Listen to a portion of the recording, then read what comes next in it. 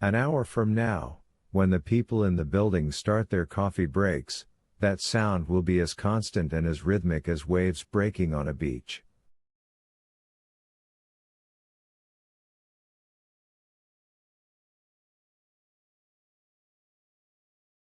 Bill hardly notices this or any of the other interfloor sounds. He's used to them.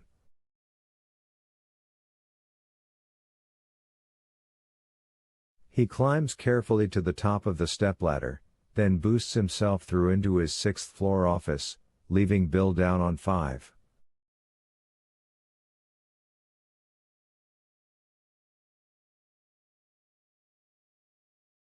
Up here he is Willie again, just as he was in high school. Just as he was in Vietnam, where he was sometimes known as Baseball Willie.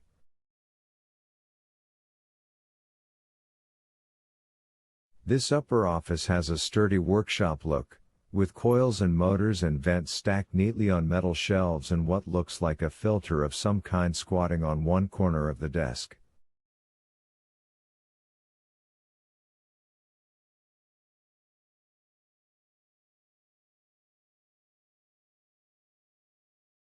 It is an office, however. There's a typewriter, a dictaphone, an in/out basket full of papers, also window dressing, which he periodically rotates like a farmer rotating crops, and file cabinets.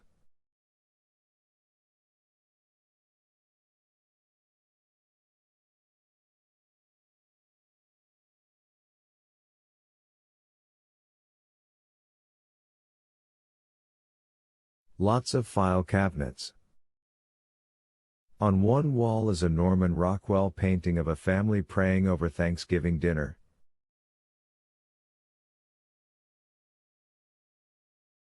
Behind the desk is a framed studio portrait of Willie in his first lieutenant's uniform, taken in Saigon shortly before he won his Silver Star for action at the site of the helicopter crash outside of Dong Ha, and next to it is a blow-up of his honorable discharge, also framed. The name on the sheet is William Shearman, and here his decorations are duly noted.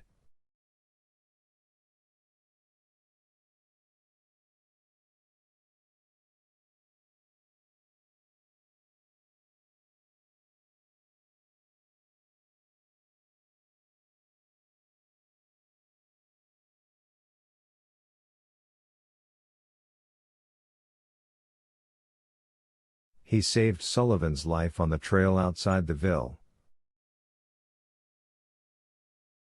The citation accompanying the Silver Star says so. The men who survived Dong Ha said so, and more important than either of those, Sullivan said so.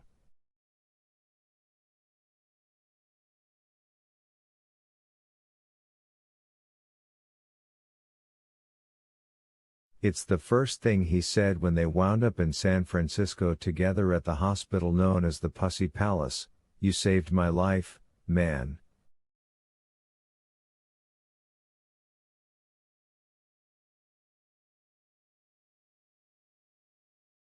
Willie sitting on Sullivan's bed, Willie with one arm still bandaged and salve all around his eyes. But really okay, yeah, he was cruisin'. It was Sullivan who had been badly hurt.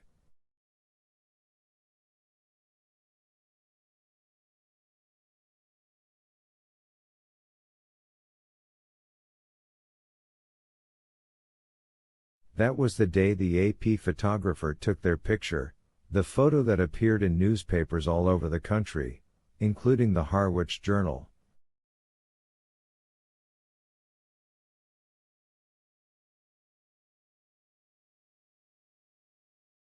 He took my hand, Willie thinks as he stands there in his sixth-floor office with Bill Shearman now a floor down.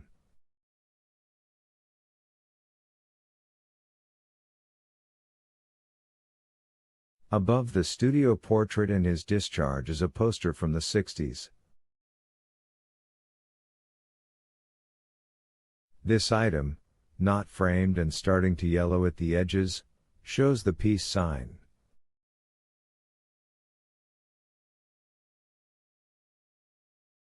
Below it, in red, white, And blue, is this punchline, track of the great American chicken.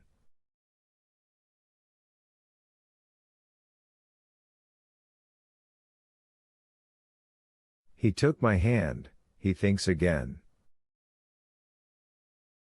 Yes, Sullivan had done that, and Willie had come within an ace of leaping to his feet and running back down the ward, screaming.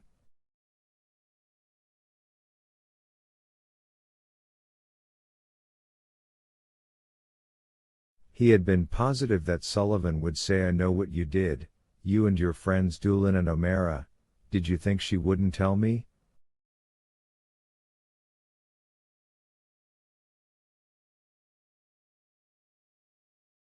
Sullivan had said nothing like that. What he'd said was, "You saved my life, man, from the old hometown, and you saved my life."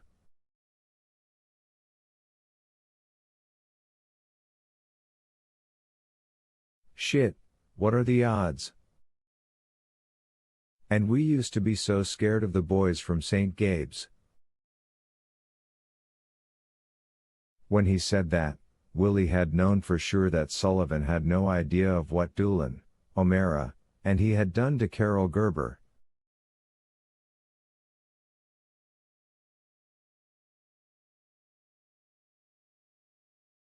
There was no relief in knowing he was safe, however. None. And as he smiled and squeezed Sullivan's hand, he had thought, "You were right to be scared, Sully."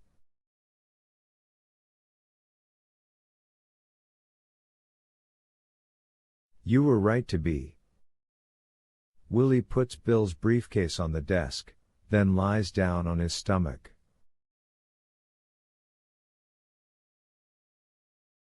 He pokes his head and arms into the windy, oil-smelling darkness between floors and replaces the ceiling panel of the fifth-floor office.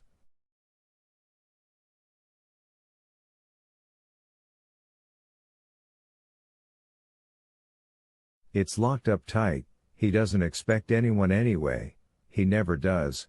Western States Land Analysts has never had a single customer, but it's better to be safe.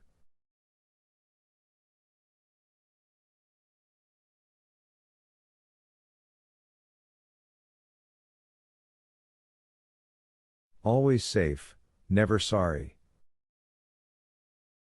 With his fifth-floor office set to rights, Willie lowers the trapdoor in this one.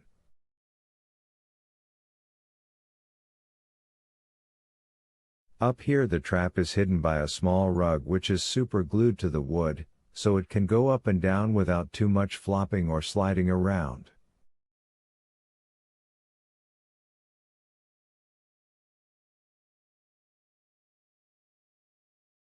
He gets to his feet, dusts off his hands, then turns to the briefcase and opens it.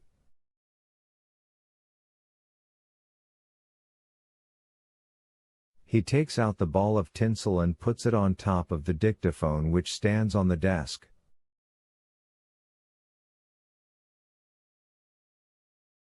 "Good one," he says, thinking again that Sharon can be a real peach when she sets her mind to it, and she often does.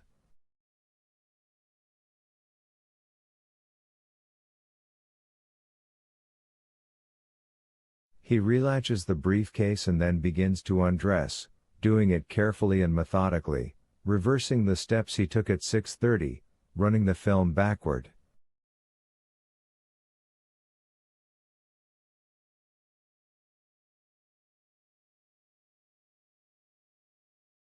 He strips off everything, even his undershorts and his black knee-high socks.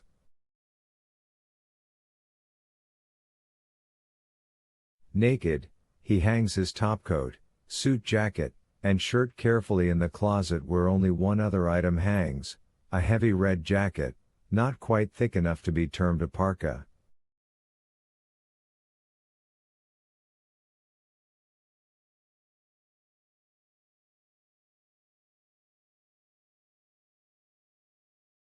Below it is a box-like thing, a little too bulky to be termed a briefcase.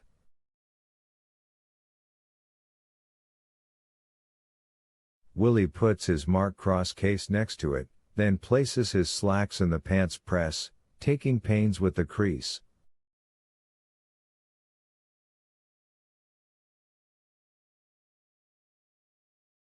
The tie goes on the rack screwed to the back of the closet door, where it hangs all by itself like a long blue tongue.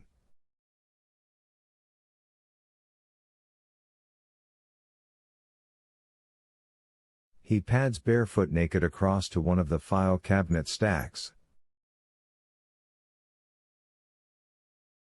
On top of it is an ashtray embossed with a pissed-off looking eagle and the words "If I die in a combat zone."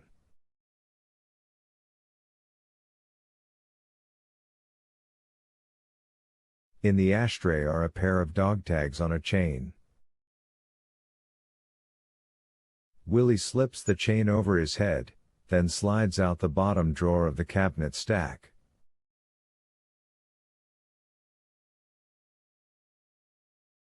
Inside are underclothes. Neatly folded on top are a pair of khaki boxer shorts.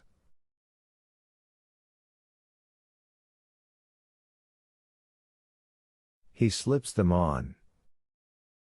Next come white athletic socks, followed by a white cotton t-shirt, round neck, not strappy.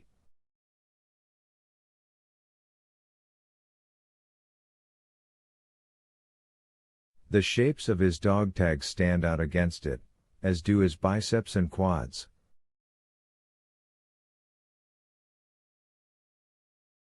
They aren't as good as they were in A Shao and Dong Ha, but they aren't bad for a guy who is closing in on 40.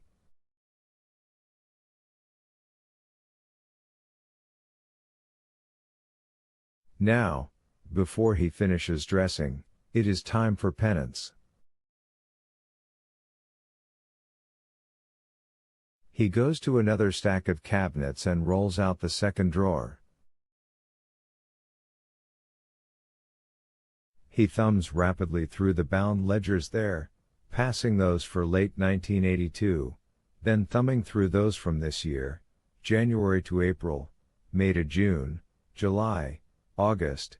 He always feels compelled to write more in the summer, September to October, and at last the current volume, November to December.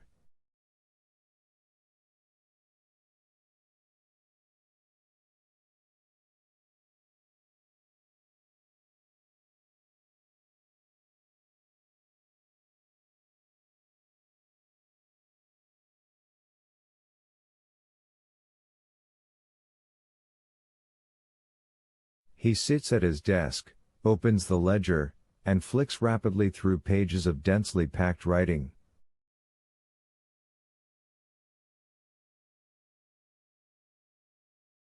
There are small variations in the writing, but the essence is always the same: I am heartily sorry.